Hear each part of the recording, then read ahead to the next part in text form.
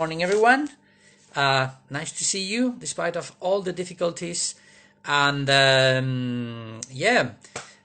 let's get going with our beautiful artwork today. Okay, so as you know, this is the fifth workshop for the Bauhaus Museum related to this beautiful painting that some of you may be already familiar with. Nice to see that some people are already joining in. Okay, so basically the painting that depicts the Saint Luke drawing the Virgin and the little child, and the title of the workshop today is A Different Perspective. We're going to be addressing the concept of perspective related to what you can see in this painting, and there is two ways of looking at it. In the Renaissance, there was this idea of developing a scientific system that would allow people to represent reality as it looks. Reality is three-dimensional, but we see it on a piece of paper where it's two-dimensional. So there's a number of systems, mathematical systems, to create a accurate representation of reality. And we're going to be looking at that. But there's also an element of perspective about how we look at things and whether something is important or not, depending on how we look at it and what matters to us. And I think there's a little bit of that as well in what we're doing today. Yep. Okay. Now, I don't know if I have introduced myself. My name is Carlos Cortes. I'm going to be running today's workshop. I'm an artist, a painter, sculptor. I also do a little bit of choreography direction. So I work with visual and performing arts. And hi everyone. I can see people saying hello. And yeah. So there's a lot of things we want to do. What do we need? Very simple. Today we're going to be working on the basis of using A4 paper. We'll need a little bit of glue. We will need a little bit of paint and a brush. And then we will need bits of scrap paper. We'll need maybe aluminium foil, maybe something like that. Scissors to cut things. We'll need maybe a ruler or something else that can help you to draw straight lines. And I think, that's pretty much everything we need. So if you haven't got it, come on, get it, and let's get started. Otherwise, at the end of the show, we will tell you how to catch up with this. Yeah. Okay. Now, the painting, the presentation of perspective, and all that. This is a little something that I hope will help you to understand how we're going to tackle the project today. As you can see, this is a very kind of stage, very theatrical painting in which things happen in different layers. And then what I've created is this little drawing that helps us to identify the number of planes we're going to be working on. So we have number one at the bottom of the painting, which is this blue and white sky, beautiful. Then where is number two? Oh, number two is the arches, the architecture. Yeah. Number three, the wall. Number four, the bench. Number five, this richly decorated wall by the side of the Virgin. Number six is this little room where the artist is supposed to be working, his workshop. And then number seven is this beautifully patterned floor. So as you can see, there's a lot of things we need to tackle. So let's get going straight away.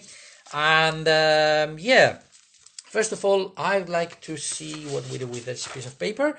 So because everything is in this painting is kind of very mathematical, very kind of square, very rational, we're gonna start using bit of paper, and the only thing we're gonna have to do is fold it in two, and then we're gonna have to tear it, and we're gonna get from that. This is very noisy, I believe, on Instagram. Apologies for the noise. I'll try to speak up.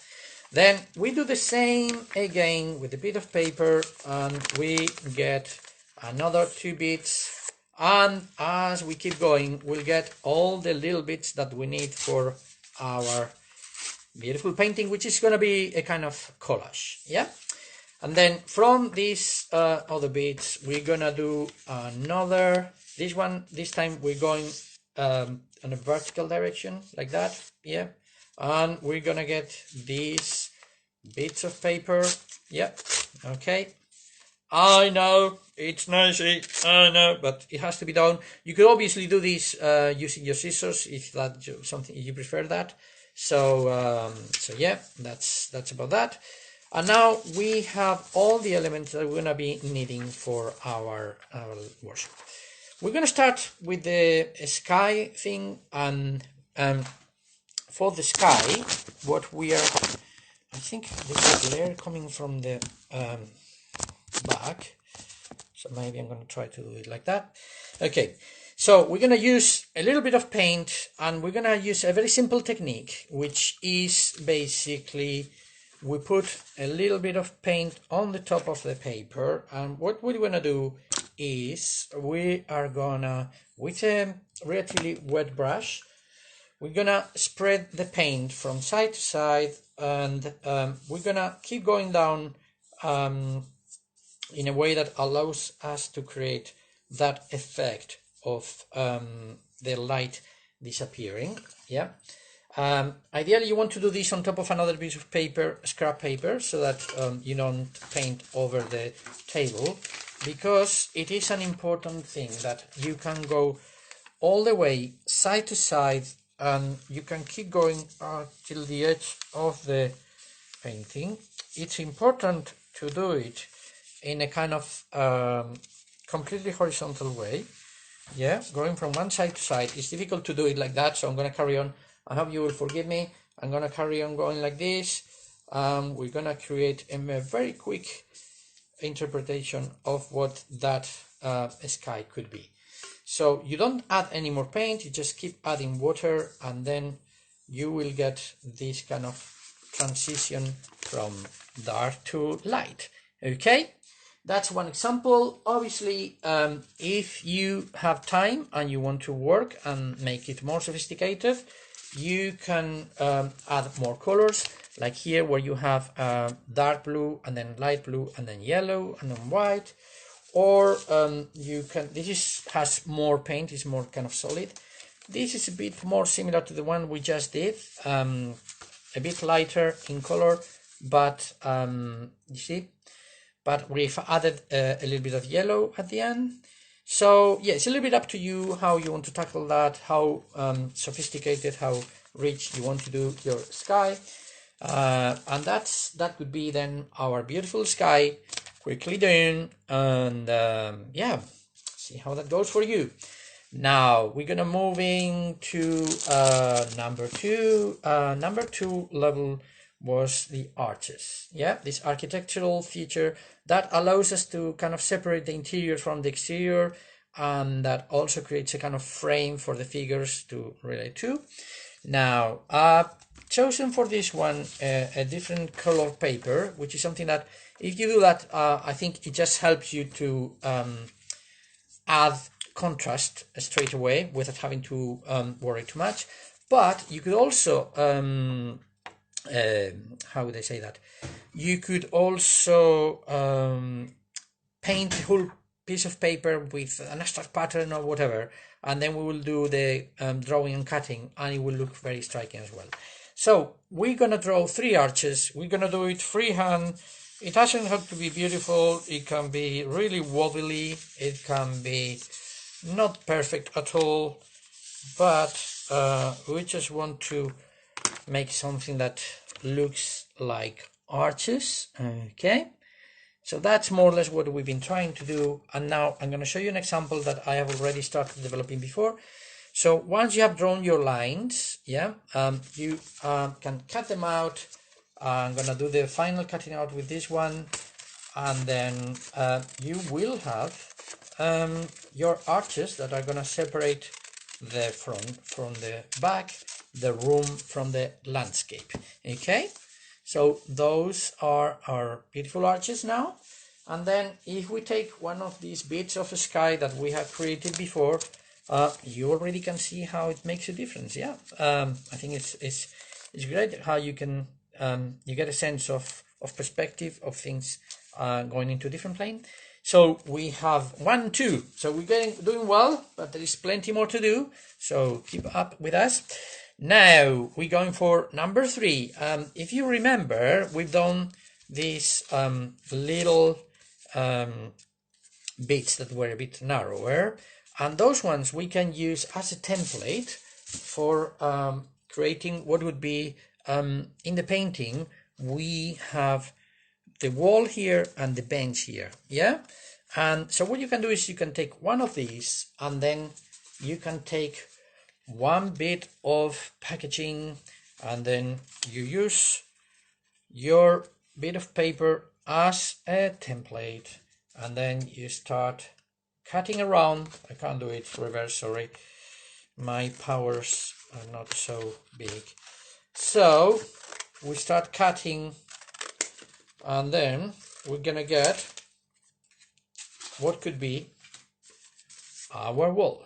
Okay, same thing can be done with the bench, which is a very similar size. And then in this case, I used a bit of packaging as well. And what I've done is to create that sense of perspective. I've used the barcode that you can find on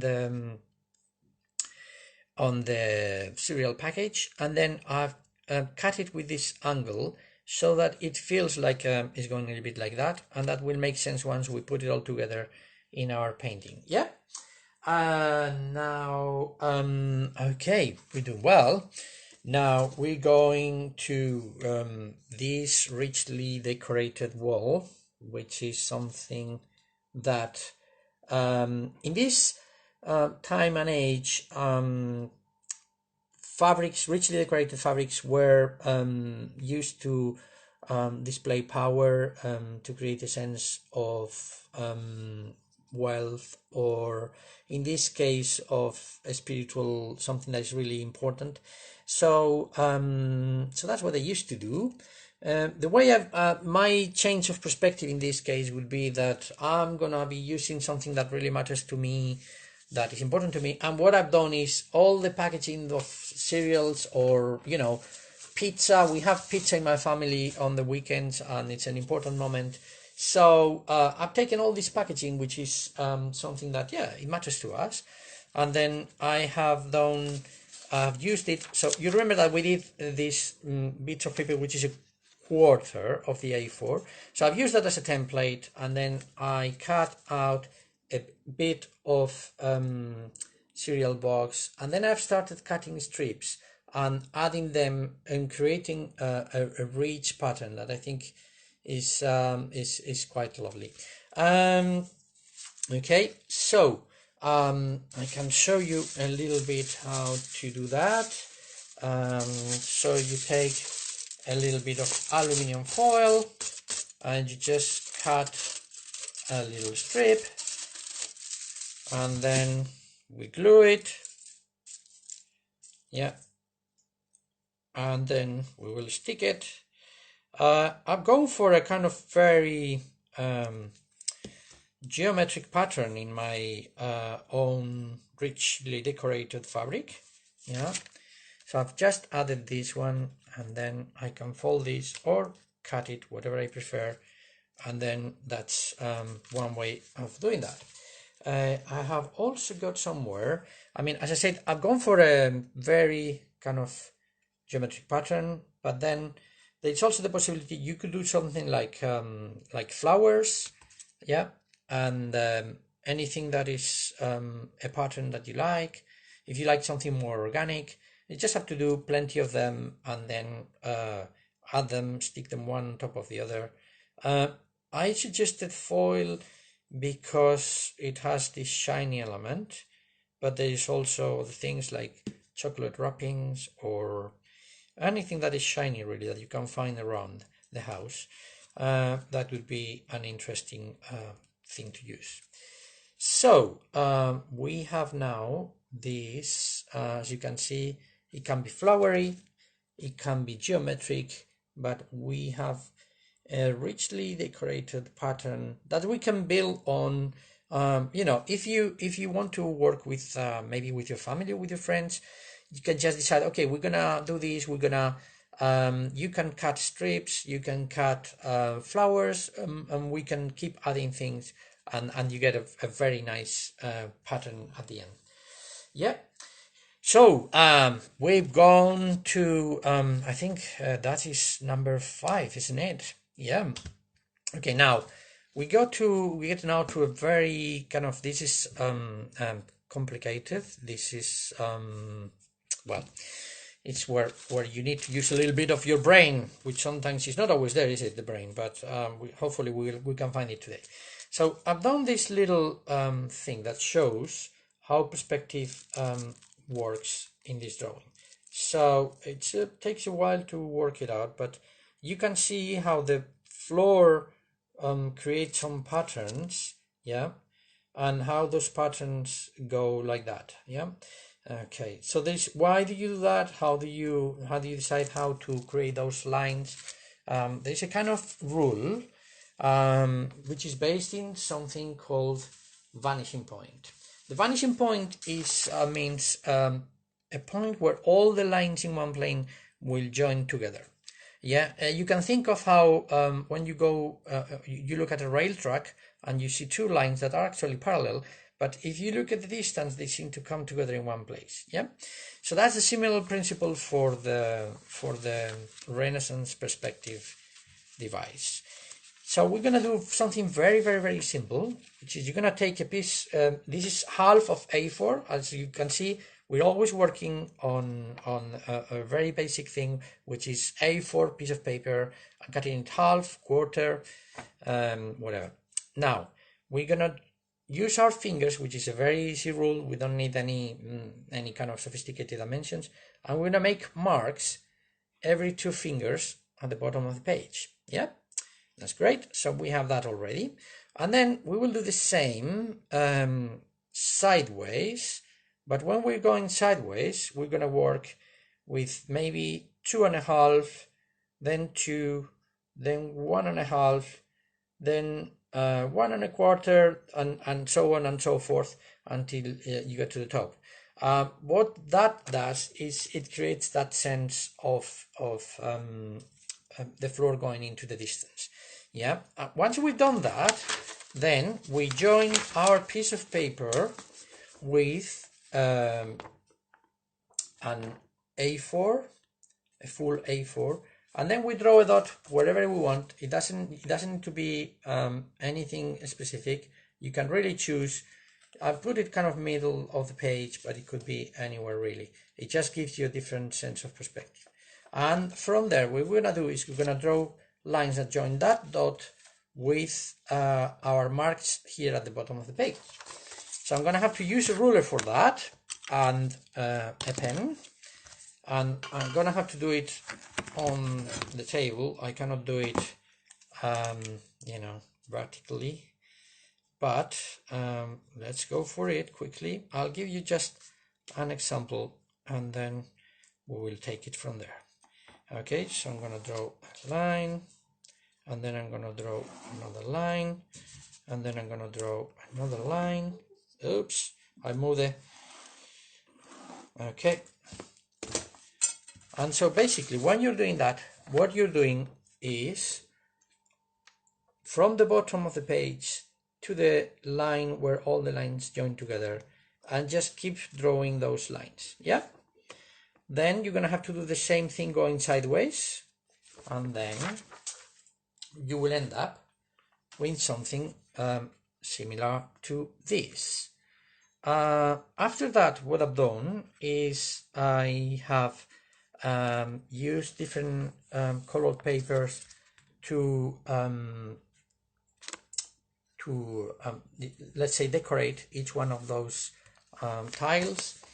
And then what you can do is, if we were to use this example that we just have here, I can cut out one of the bits that we just drew right now. Yeah. And then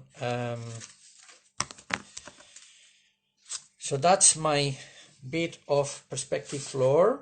And then if you add, you put it on top of a bit of colored paper, and then we cut it out following the template that we just created. Yeah, and it's not going to be absolutely perfect because we really going really fast, but yeah, it will do the job, I think, for today. Yeah. Okay, so I have now a little bit of green flooring that I can add to my perspective drawing, and there you go. Yeah, so I'm going to put a bit of glue in here, and then we have another bit of floor. Great. Okay, I'm gonna trim off a little bit of excess that we have here, and then yeah, we have a bit more flooring. To emphasize the horizontal element of the painting of the floor, we can have one of these strips that we cut before, yeah, and then we put some glue on it, and then we're gonna do that separation between the different horizontal levels. So we have now this. Okay, beautiful. And if you keep going like that, you can end up with a really nice and exciting floor. I also did, as you can see here and there, I did little kind of insets that you can add to each one of the tiles. And you know, you can take it to as far as you want. You can really spend lots of hours doing it, and you can create, you know, a really sophisticated painting if you want. Okay. Good. So we are nearly there. I think we left behind a little bit, one bit, which is the little room. There is number 6, which is that little room there. That's supposed to be the artist's studio. And then in my case, what I did, again, I use one of these bits of paper. I used it as a template, and I created this little thing that is it's meant to be the room. I think in your case, what would be interesting is maybe you can think about your own room. Maybe you could take a picture of your own room and cut it and stick it in there. You are the artist, you know, this is your space, and it would be really interesting if you want to make the painting yours. It'd be really interesting to see some part of you in there. So yeah, that's something that I may suggest in terms of your own room being part of the whole setting. And then, so if we look back to where we were, we have created a sky for the background, arches for the architecture. Then we have created the wall, we have created the little bench, we have the wall behind the Virgin Mary, we have the floor, and we have your little room. So we created a number of different planes that we have dealt with using different techniques, and I think we're more or less ready to assemble them and to create this kind of collage. There is something obviously missing, and that is the human element. There's 2 figures in there, and my suggestion would be that if you there is a number of programs where you can take pictures of yourself and then cut them out and incorporate it into a setting, or you can cut out your face and stick it into something else, into a character or into a drawing. My idea was that the movement of these characters in these paintings is always very symbolic. There is a reason why every arm, every hand, every gesture is there, and you can think of a meaning for the way those characters are staging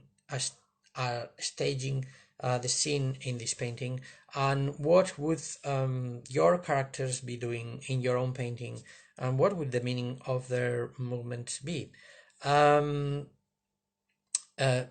How would you do that? As I say, if you can invite your friends, invite your family to work with you, and you can take pictures of them, or they can take pictures of you, and I think it would be a great idea. And that's how you could probably finish your own painting.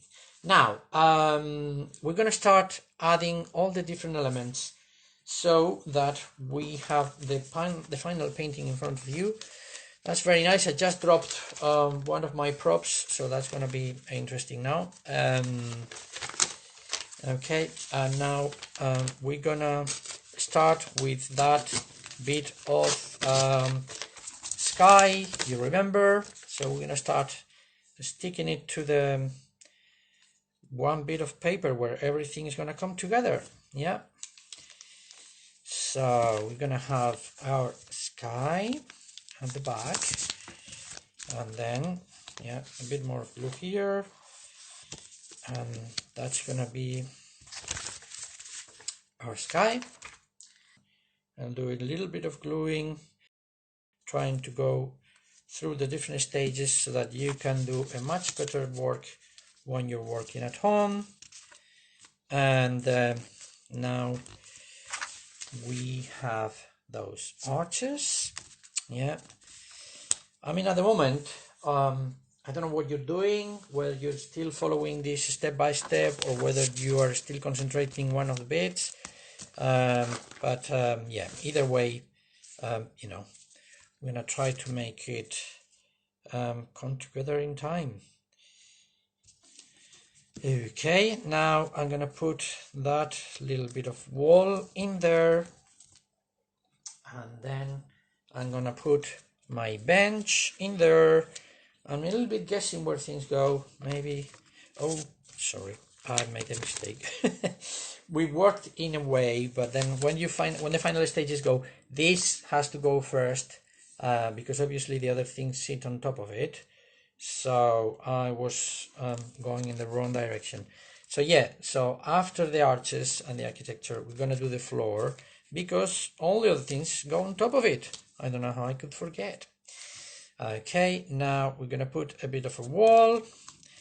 Now we're gonna put the side room, if I can find it, and this.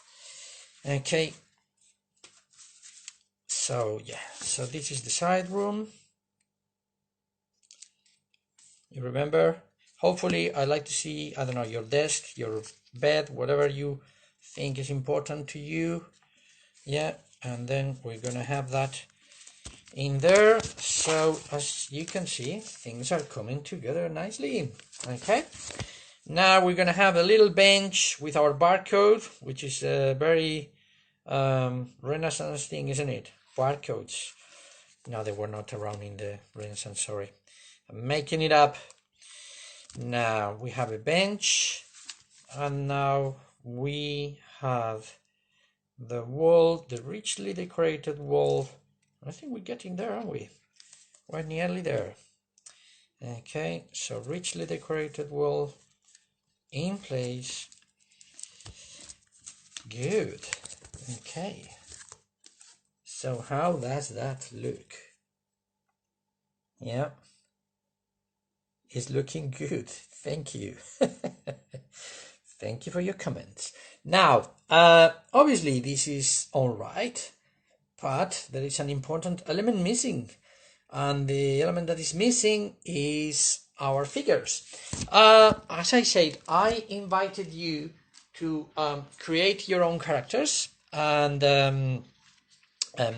hopefully that's what you will do. The way I've gone about this is I have I have only added faces to the existing painting here, and therefore I got this little character And then these two little characters. As you can see, you can play with costume, you can play with the move. I mean, there's not much change in movement here, but just changing the facial expressions or adding something that is connected to you would make it good fun. And then, yeah, and we have our two characters that we're gonna put on the painting, and that's gonna be the end of our masterpiece today, I think. I think, you know, we've gone through a lot of stuff. I know that it's been a bit rushed, and probably, you know, you would wish to have more time to do this, but I mean that's the way it's going today, and that's what we. And the idea is that we are giving you something that you can develop on your own. And you know, if you're really creative and you're really into pattern making or into things like that, you could spend hours and hours on this. I have spent a few trying to create all this, and I'm sure that if you really go for it, you can you can really invest a lot of time. I think the rewards make it worth it anyway. And then the other thing that is interesting is that sometimes when you're painting or doing fine art work, it's just you and a bit of paper. But the interesting thing about this project could be that the possibility of you working with your family, with your friends, inviting friends to join you and to be part of it, taking pictures of them, and then doing something, decorating the pictures or whatever. That could be a nice way of extending what you can do with a visual art work. Yeah, so you are doing the visual art itself, the painting and the sticking and the cutting and all that, but also you're performing. You can you know, you can involve other people, and you can bring a little bit of your own world into the painting, which I think is really important. You know, most times when people are asked to do art, they just ask to do to copy something, to do technically what is right. And I think in this case, what I really would like to encourage you to do is to bring something of yourselves into it. You know, maybe the room can be decorated with patterns that you like. When you see the little room of the artist's studio that on the on one side of the painting, make it your own room. Take a picture of your living room or your bedroom or whatever you like to be, and add it in there. And then obviously the characters, please, there is so much scope. You could do more characters if you want. You could have 4 or 5 people in the room if you want. You can choreograph them. You can ask them, do this, do that, move here, move there, and you can take pictures of them. And then, and hopefully it will all come together in a nice, beautiful painting. So this is the final collage as we have created today. Really colorful, and I think it's really good fun. You can see all the different layers. You can see a little bit of perspective. You can see the different spaces depicted. And yeah, I don't think you can do much more than that in the time we have for this workshop. So, oh, I just dropped one of my characters. I think the glue was not ready yet. Yeah. So while we are saying goodbye, just a few things, a few reminders. Yep. I'd like to remind you that how would I say this? Yeah, it's lovely. Somebody's mentioned the idea of making an artwork your own, and I think that's a great idea, and that's what I want you to tackle. Especially that would be the greatest for me, if you can make this painting your own, jump into the painting and all that. So we have free creativity packs. Free. I'm saying, yeah, free. You hear well. So you only need to receive a free creativity pack. You only need to go to the Bauhaus Museum website and download the evaluation form and complete it and email it back to Jess, the lovely Jess, and the project coordinator. So how do you do that? Well, you go to the Bauhaus Museum website, you click on Learn, then you click on Young People, and then not old people, not green people, not extraterrestrial people, yeah? Young People, and then click Bauhaus Art School. You scroll to week 5, which is where we are now. We're week 5. Amazing how time has flown, eh? And then they will see my picture, sorry about that, it's me, and the text that you will be able to download the evaluation form, and then, yeah, take it from there. This video is going to be available for a while in the museum's website, alongside the PDF with instructions if I miss something or you don't remember something, you need some guidance. And we're also going to be on IGTV on Instagram if I can manage to make it work. I'm not great at this thing, so hopefully we'll be all right. And then obviously that will be really important for me as well is, please, if you end up being part of the painting, if you're there, we want to know, we want to learn about you, we want to learn about your family or friends, we want to see them. So anything you do and you can share in social media, use the hashtag Bouts Art School. So that's BOUTS Art School. Yeah. So if you do that, we will all be aware of what you've been doing, and that could be great. I would love to see what you come up with. Yeah. And now, what else can I say? Yeah, just to remind you that next week workshop is titled Paint Making by artist Sarah Ilwin. And as anything else that has come up with this program, I'm sure that it's going to be really exciting. Lovely seeing you all. I hope you got inspired. I hope you have enjoyed it. And please keep us posted. Jump into the painting and let us know what you did. Yeah, would love to see you there. Okay, lovely. It's been a pleasure. Thank you so much. Goodbye to everyone. And I'm gonna say goodbye now. Okay, cheers. The workshop is finished. Woo.